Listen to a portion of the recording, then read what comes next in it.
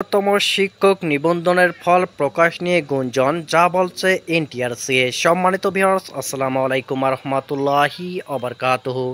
কেমন আছেন আপনারা সবাই? আশা করি আল্লাহর অশেষ রহমতে আপনারা সবাই ভালো আছেন এবং সুস্থ আছেন।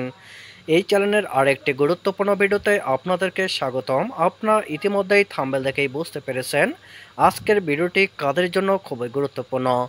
আজকের ভিডিওটি মূলত যারা 18তম নিবন্ধনের ফলাফল প্রত্যাশী তাদের জন্য খুবই গুরুত্বপূর্ণ, কেননা আজকের এই ভিডিওটির মাধ্যমে আপনারা জানতে পারবেন আপনাদের ফলাফল কবে প্রকাশিত হতে যাচ্ছে। চলুন ভিউয়ার্স, কথা না বাড়িয়ে আমরা মূল আলোচনা শুরু করি। 18তম শিক্ষক নিবন্ধনের লিখিত পরীক্ষার ফল প্রকাশ নিয়ে দিনভর সামাজিক যোগাযোগ মাধ্যম ফেসবুকে আলোচনা হয়েছে। অনেকেই দাবি আজ মঙ্গলবার অথবা আগামীকাল বুধবার এই নিবন্ধনের লিখিত পরীক্ষার ফল প্রকাশ করা হতে পারে। বেসরকারি শিক্ষক নিবন্ধন ও প্রত্যয়ন কর্তৃপক্ষের এনটিআরসির সবার সূত্র দিয়ে প্রার্থীরা দাবি করছে এনটিআরসিতে সভা চলছে। আজ অথবা আগামীকাল 18তম শিক্ষক নিবন্ধনের ফল প্রকাশ করা হতে পারে, যদিও প্রার্থীদের এ দাবিকে ভিত্তিহীন বলে জানিয়েছে এনটিআরসি। এনটিআরসি এর কর্মকর্তারা বলেছেন, সামাজিক যোগাযোগ মাধ্যমে নানা ধরনের গুজব ছড়ায়। ফল প্রকাশ নিয়ে যে তথ্য ছড়ানো হয়েছে সেটিও গুজব। একটি চক্র কোনো একটি উদ্দেশ্য নিয়ে এই ধরনের গুজব ছড়ায়।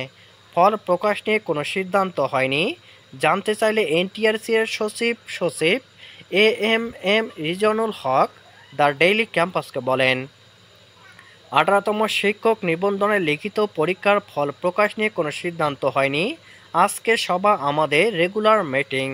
চলতি সপ্তাহে ফল প্রকাশের কোনো সম্ভাবনা নেই বলেও জানান তিনি। কবে নাগাদ 18তম নিবন্ধনের লিখিত পরীক্ষার ফল প্রকাশ করা হতে পারে এমন প্রশ্নের জবাবে তিনি আরও বলেন, এটি নির্দিষ্ট করে এই মুহূর্তে বলা সম্ভব না।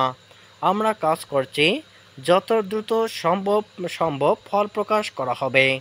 18তম নিবন্ধনের লিখিত পরীক্ষা 12 ও 13 জুলাই অনুষ্ঠিত হয়। এই পরীক্ষায় অংশ নেন 3,48,000-এরও বেশি প্রার্থী।